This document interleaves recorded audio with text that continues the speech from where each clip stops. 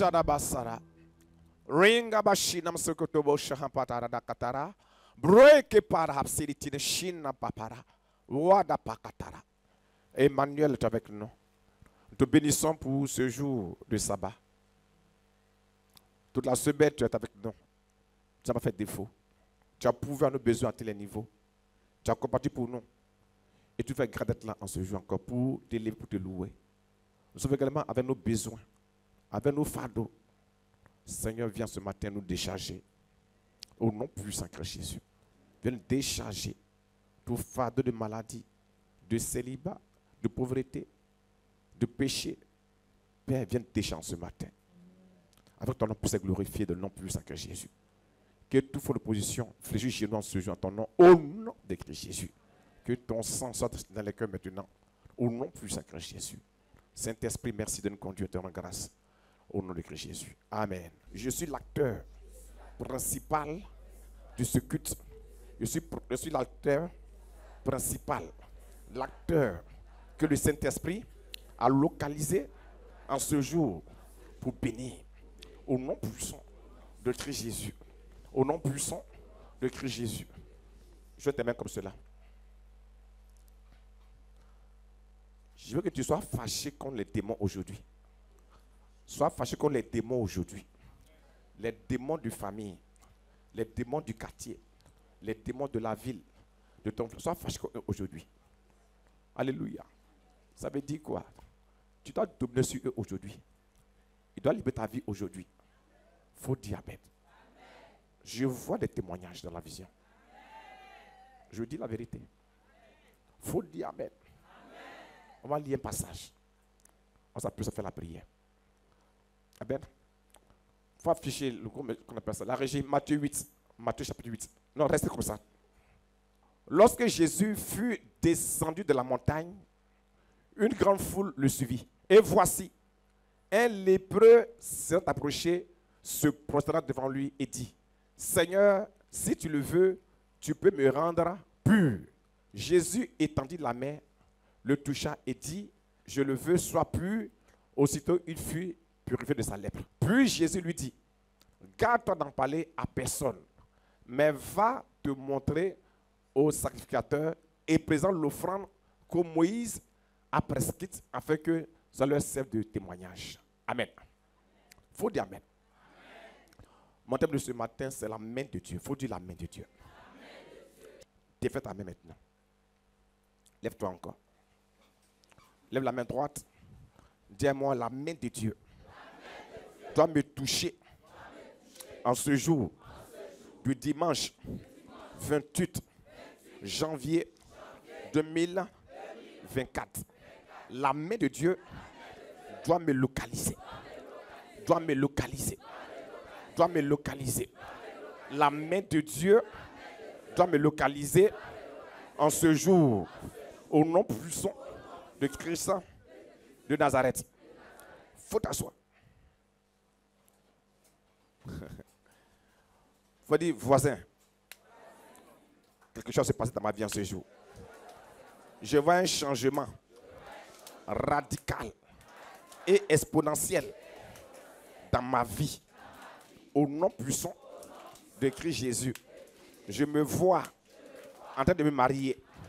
Je me vois quitter la maison de mon père, de ma mère, pour être avec mon mari, avec ma femme. Oh voisine, je vois cela. Oh, je vois mes enfants, mes jumeaux, mes jumelles, mes triplés, mes quadruplés, mes cinquuplés. Au nom puissant de Christ Jésus. Voisine, oh, faut dire Amen. Faut des jours d'alliance. Merci groupe musical. Faut des jours d'alliance. L'alliance avec Jésus-Christ va parler en ta faveur en ce jour. Au nom puissant de Christ Jésus. Je dis la main de Dieu. Jésus était sur la montagne. Il était dans le lieu secret, dans le Saint des Saints. Il allait chercher la face de Dieu. Parce qu'il devrait bénir quelqu'un ce matin. J'entends pas ton amen. Il allait sur la montagne, Matthieu 8. Il allait chercher la face de Dieu. Parce que quand il monte avec nos besoins. Et quand il descend, il bénit. Donc il est monté avec les besoins. Et de la présence de Dieu, il priait. Et il t'a vu. Il n'entend pas ton amen. Et quand il t'a vu, la Bible dit quoi? Il est descendu. Même verset 1, la régie. On dit, il fut quoi? Descendu. Donc il était sur la montagne. La montagne, c'est la présence de Dieu. La montagne, c'est la gloire de Dieu. Alléluia. Donc il était la présence de Dieu, il priait là-bas. Il était la présence de Dieu là-bas. Alléluia. Et cette présence, il priait. Et Dieu lui a dit qu'il y a quelqu'un en bas là-bas. Il y a quelqu'un qui souffle là-bas. Il y a quelqu'un qui a crié à moi. Alléluia. Ces gémissements sont montés à moi comme les fils d'Israël qui étaient en Égypte, qui pleuraient, qui criaient. Pourquoi? Parce qu'ils étaient quoi? En captivité. Ils étaient quoi? En servitude. Leur liberté était quoi? Captive. Alléluia. Leur mariage, leur destinée, leur étoile était quoi? En captivité. Au lieu d'être des maîtres, ils étaient quoi? Des esclaves. Entre les mains de Pharaon. Alléluia. Pharaon, c'est l'homme fort de ta famille. Pharaon, c'est le sorcier de ta maison. C'est le sorcier de ta ville. Alléluia. Qui a pris un décret sur toi. Que tu ne dois pas te marier. Tu ne dois pas travailler. Tu ne dois pas connaître la joie. Alléluia. Et Christ était dans la présence de son Père. Et il intercédait pour toi. Et il priait pour toi. Et tes gisements l'ont touché. Alléluia. Romains dit quoi? Romains 8 là-bas. Dit quoi? Que Christ est quoi? Notre intercesseur. Il intercède à quoi? Pour nous. Nuit et jour. Amen. Donc l'Esprit l'a rapporté quoi? Ton besoin. Tes soucis. Ton fardeau sont montés au trône de Dieu. Il faut dire Amen. Donc le Père dit à son Fils, descend par quelqu'un à créer là-bas. Alléluia. Ses pleurs m'ont touché. Ses yeux m'ont touché. Donc descend pour opérer un miracle. Il faut dire Amen. Et Christ descend. Et quand il descend, ce lépreux fait quoi? Ce lépreux fait quoi? Se prosterner. La régie, on avance. Il va se prosterner devant lui. Se coucher devant lui. S'humilier devant qui? Jésus-Christ. Il faut dire Amen. Il faut dire enfant de Dieu. Si tu es debout, tu n'es pas béni. Il faut t'humilier. Tu es le symbole de quoi? De l'humilité. Il faut tuer l'orgueil en toi. Alléluia. Si l'orgueil est brisé en toi, quelque chose ne se passe dans ta vie. Il s'est humilié. Il s'est prosterné devant Dieu, devant Christ Jésus. Et dit, tu es le Messie. Tu es le roi des rois. C'est toi qui es capable de changer ma situation. Alléluia. Je remets ma destinée entre tes mains. Je suis lépreux. Enfant de Dieu.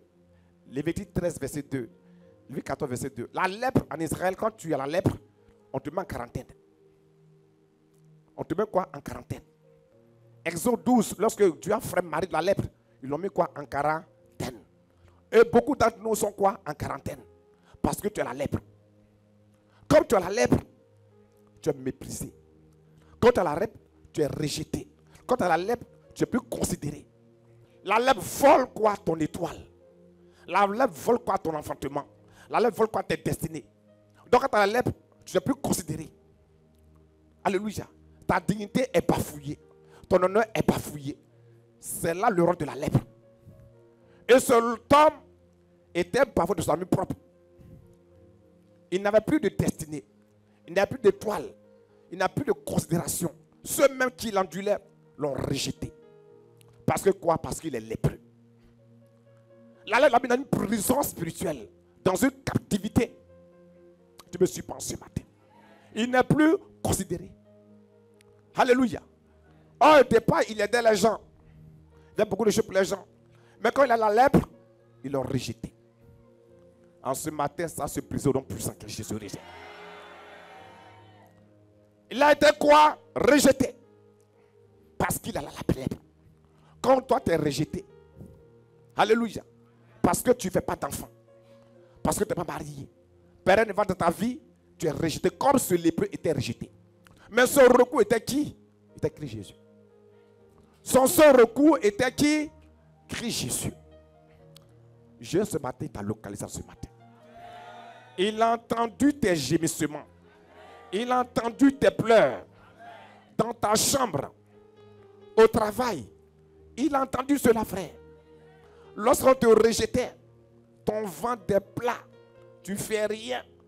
Alléluia. Il t'a vu. Dans ce matin, il est venu te croiser ce matin. Il s'est prosterné. Il s'est humilié devant Christ Jésus. Alléluia. L'humilité quoi précède quoi? La gloire. Elle dit quoi? Humilie-toi sous la main de Dieu afin qu'il te lève au temps convenable. 1 Pierre 5 verset 6. La régie met ça. 1 Pierre 5 verset 6. Humiliez-vous donc sous la puissante main de Dieu afin qu'il vous élève au temps convenable. Humiliez-vous sous la main de Dieu. Amen. Qui me suit ce jour? Sous la main de Dieu pour qu'il vous élève au temps convenable. Au temps que Dieu a choisi pour te visiter. L'orgueil combat la main de Dieu. L'orgueil combat la main de Dieu. Alléluia. L'orgueil. Je connais tout. Ma position sociale. Je ne peux pas faire. Alléluia. C'est ça l'orgueil. Tu penses connaître tout. Tu penses te suffire. Tu penses être supérieur aux autres. C'est ça l'orgueil. Qui me sent ce jour? Qui me sent ce jour? Mais quoi? Il s'est prosterné. Il s'est humilié sous la puissante main de Dieu. Parce qu'une autre main le contrôlait. La main de l'orgueil. La main du sorcier de sa famille. Il va se placer sous la main de Dieu. Étant sur sa main, il peut te bénir. C'est sous sa main qu'il peut agir. Il dit pour qu'il vous élève autant convenable. Verset 7. Et déchargez-vous celui de tous vos soucis, car lui prend soin de vous. Il dit quoi? Décharger. Donc quand tu mets sa main, tu décharges celui quoi? Tes soucis. Alléluia. Il va prendre soin de toi. Reviens à Matthieu 8. Ce verset-là, je vais faire une transition avec ça. Au verset 3, Matthieu 8, 3. Le verset 2. Et voici un lépreux se approcher de poser devant lui et dit, Seigneur, si tu le veux, tu peux me rendre pur. Il dit, Seigneur, si tu le veux, tu peux me rendre pur. Alléluia. Enfant de Dieu, Dieu, dans sa nature, c'est pour qu'on soit toujours en bonne santé. C'est pour qu'on soit toujours béni. Dieu ne te voit pas stérile. Il veut que tu sois célibataire. Ce n'est pas sa volonté. Sa volonté que tu sois toujours béni. Toujours élevé. Toujours rire. Il dit, soyez toujours joyeux. C'est là son plan pour toi. Pas que tu sois triste. Tu pleures. Non, non. Si tu pleures, c'est pour la joie. Amen. Il s'est prosterné devant lui et dit, Seigneur, si tu le veux, tu peux me rendre pur. Dieu veut toujours te bénir. Il a ce pouvoir de te bénir. Amen. Si tu le veux, tu peux me rendre pur. Alléluia. Quand il s'est prosterné, alléluia, il va décharger sur lui quoi? Ses soucis. C'est ça qu'il a là. C'est ce que tu me rends pur là, c'est ce qu'il a là. Son souci c'était ça. Il était quoi? Lépreux. Il veut être quoi? Pur. Or, il savait que c'est la main de Dieu qui guérit, qui délivre. La main de Dieu, c'est la puissance de Dieu. La main de Dieu, c'est le Saint-Esprit. Il faut dire Amen. La main de Dieu, c'est le Saint-Esprit. C'est la puissance de Dieu. Amen. Paul Luc chapitre 11, Luc 11 verset 20. Mais si c'est par le doigt de Dieu, ou alors si c'est par la main de Dieu que chasse les démons, le roi de Dieu est venu vers vous. Le doigt de Dieu, c'est le Saint-Esprit. Prends quand même Matthieu 12. Prends Matthieu 12, 28, pour bien me comprendre. Mais si c'est par l'Esprit de Dieu que je chasse les démons, c'est pas ça. Là-bas, on a dit le doigt de Dieu, non. C'est pas ça. Mais si c'est par l'Esprit de Dieu que je chasse les démons, le roi de Dieu est venu vers vous. Donc le doigt de Dieu et le Saint-Esprit, c'est ça qui est la main de Dieu. Donc le doigt de Dieu, la main de Dieu, c'est le Saint-Esprit. Amen. Donc s'humilier sous la main de Dieu, c'est s'humilier quoi? Sous le Saint-Esprit. Sous sa puissance pour qu'il puisse agir. Amen. Il s'est déchargé sur Christ Jésus. Il dit, si tu le veux, tu peux me rendre pur. Qui me suit ce jour? Père, je reconnais en toi, je reconnais ta puissance. Ta puissance est capable de changer ma destinée, de me repositionner. Donc il s'humilie sous la main de Dieu, sous la puissance de Dieu. Qui me suit en ce jour? Il s'humilie. Il se prosterne. Et derrière celui, c'est souci. Si tu le veux, tu peux me remplir. Ta main puissante, si puissante pour délivrer, si puissante pour élever, si puissante pour établir, tu peux le faire. Ta main est puissante. Dieu est si puissant pour m'élever. Est-ce que tu crois la puissance de Dieu? Est-ce que tu crois au surnaturel, au miracle? Cet homme savait. Il dit Dieu peut. Il s'appelle El Shaddai, le Dieu tout-puissant. Il dit tu peux. Alléluia. Se prosterner, c'est reconnaître l'autorité. Amen. De Christ Jésus. C'est reconnaître la puissance de l'esprit. Donc te soumets à ça. Alléluia. Donc il ne faut plus raisonner. Amen. Il ne faut plus cogiter. Il ne faut plus douter. Alléluia. Laisse l'esprit agir sur toi. Agir sur ton problème. Agir sur ta situation. Amen. Quand tu plies le foutu là, est-ce que tu mets foutu là sur bon, c'est dans le mortier là non? Donc tu mets foutu là sur le mortier et puis mortier peut piler. Il faut ça sur le mortier. Il faut dire amen. Donc, Dieu veut que tu mets ton problème là en bas de cet esprit, puis il va piler ça. Il va piler foutu là. J'entends pas ton amen, on dirait. Si tu le veux, tu peux me rendre pur. Oh, sa volonté, c'est tout de te bénir. Mais il faut croire sa puissance. Au verset suivant, verset 3. Jésus fait quoi? Étendit la main, le toucha et dit. Il faut dire amen. Il faut être puissant de Dieu. Puissant de l'esprit. Aujourd'hui, touche-moi. Main de Dieu. Tu symbolises le Saint-Esprit. Sa puissance. En ce jour, viens vers moi. Jésus va dire quoi? Il dit, je le veux, sois pur. Sa volonté que tu sois riche, il faut dire amen. Sa volonté que tu te maries au nom puissant de Jésus. Que tu fasses des enfants. Que ton entreprise prospère. Ta société prospère. Que tu voyages. C'est là sa volonté. Amen. Dis, il n'y a pas d'enfant. Oui, c'est Dieu qui veut ça. Non, il ne veut pas ça. Il veut que tu fasses enfant. Moi-même, les garçons me découragent. Donc, c'est que Dieu veut pas que je me marie. Et, ma soeur, c'est faux. Dieu veut que tu te maries. Tellement tu es découragé, tu peux te marier. En songe, tu vois Dieu, tu vois un an, tu dis, ma fille, il ne faut plus te marier parce que les gens là, tu n'as pas fait sur la terre ici. Au ciel, toi, tu te maries là-bas. C'est faux. Au ciel, il n'y a pas de mariage là-bas, c'est ici. Il faut dire amen. Il faut dire découragement, libère ma vie. Et il faut dire découragement, libère ma vie. Goumé, goumé, libère ma vie. J'entends pas bien. Goumé, goumé, sors de ma vie. J'entends pas bien. Au nom de Jésus. Je le veux. Sa volonté, c'est de te bénir. Que tu bats du travail. Alléluia. Avec Dieu, il n'y a pas de limite. Il n'y a pas de limite. Zacharie, sa femme était avancé en âge, était vieux. Mais Dieu a peu le miracle. Avec Jésus-Christ, l'âge, il n'y a pas de limite. Alléluia. De la poussée peut te positionner à la table des rois. Alléluia. Qui me sent ce jour? Je le veux, sois pur. La main de Dieu veut te bénir ce jour. On est aussitôt, il faut quoi? Purifier. La lèpre l'a quitté. Elle a été guérie. Jésus a te guéri ce matin au nom puissant de Christ Jésus. L'Esprit a te guéri ce jour au nom puissant de Christ Jésus. Au verset 4. Il dit quoi ici? Il dit, puis je lui dis, garde-toi d'en parler à personne, mais va te montrer aux hommes de Dieu. Et présente l'offrande que Moïse a prescrite, afin que tu sois leur service de témoignage. Amen. Je lui dis, garde-toi d'en parler à personne. Alléluia.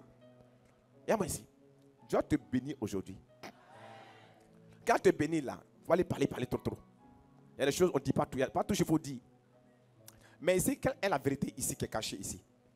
Alléluia. Pourquoi il lui demande d'aller voir les hommes de Dieu? Effectivement, dans l'Ancien Testament, si quelqu'un a la lèpre, c'est l'homme de Dieu qui peut dire soit c'est la lèpre ou c'est pas la lèpre. Si c'est la lèpre, c'est lui qui peut le guérir. Ça veut dire quoi? Ta bénédiction se trouve à l'église. Il faut dire amen. Ta bénédiction se trouve entre les mains des hommes de Dieu. Il faut dire amen. Je n'entends pas ton amen en direct. Tu dois considérer un homme de Dieu. Il ne faut pas le bafouiller. Tu es guéri, mais va te présenter à qui? Aux hommes de Dieu. C'est eux qui vont te donner le verdict que tu es guéri, te délivrer. Regarde-moi ici. Quand Marie allait au temple, quand elle a prié, alléluia, que l'homme de Dieu est venu lui dire, Marie, tu es ivre. Eh non, c'est pas ivre. C'est ma souffrance qui fait cela. Il dit quoi? Il ne faut pas dire, tu es béni. Il dit que mon Dieu va quoi? Exaucer tes prières. Amen. Elle a prié, mais il fallait une parole de l'homme de Dieu qui est établi sur lui. Quand elle a libéré la parole, elle est partie, elle est tombée enceinte. Cela soit pour toi en ce jour au nom puissant de Jésus. Oh, j'ai dit la vérité, cela soit pour toi au nom puissant de Jésus. Amen. Va te présenter aux hommes de Dieu.